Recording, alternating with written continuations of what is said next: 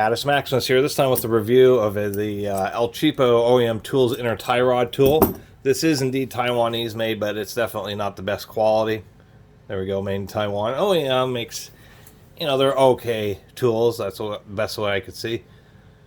Turns inner tie rods on GM, most GM and some Chrysler vehicles. There are flats, so it's advertising hex sizes 1 3/16 to 1 5/16, and this is kind of like an over-glorified exhaust clamp, and so that kind of gets jammed up. The idea is instead of using a socket, it's real slim. It has a bunch of teeth here, teeth on the inside.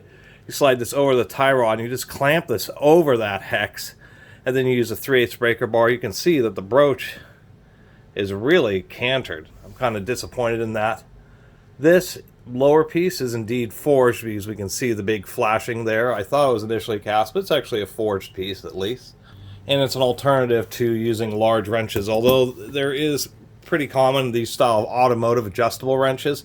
People like using these right angle style adjustable wrenches because they won't fall off. And people do use these. I guess the one advantage that this does have is because it has all the teeth it gets, and since you clamp it down pretty tight, it does grip pretty good. Although those inner tie rods can be a bit tight, and it is a little disconcerting that they chose 3/8. I would have liked to see this tool be in 1/2-inch drive. I do worry about breaking off 3/8 on some particularly rusted or recalcitrant, very stubborn inner tie rods.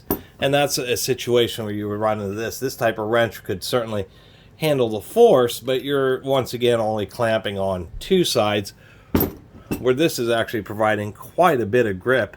It's just that this flange here just isn't my favorite. One thing I was noticing and thinking about is, I guess in a pinch, if you are running in the one that's pretty tough, this is pretty thick, and you could actually do something like this, where you actually double up and use double breaker bars on it.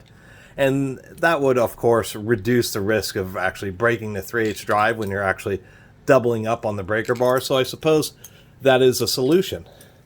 Other than that, not a lot else to say.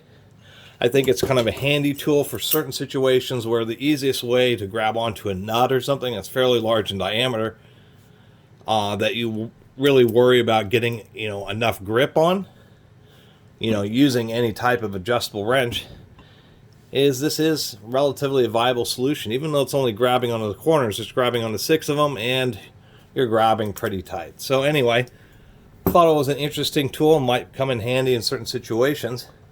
So decided to pick one up and do my little video about it. Anyway, I really appreciate everybody who's been watching and subscribing, and if you haven't subscribed, please do. Till next time, Catus Maximus out.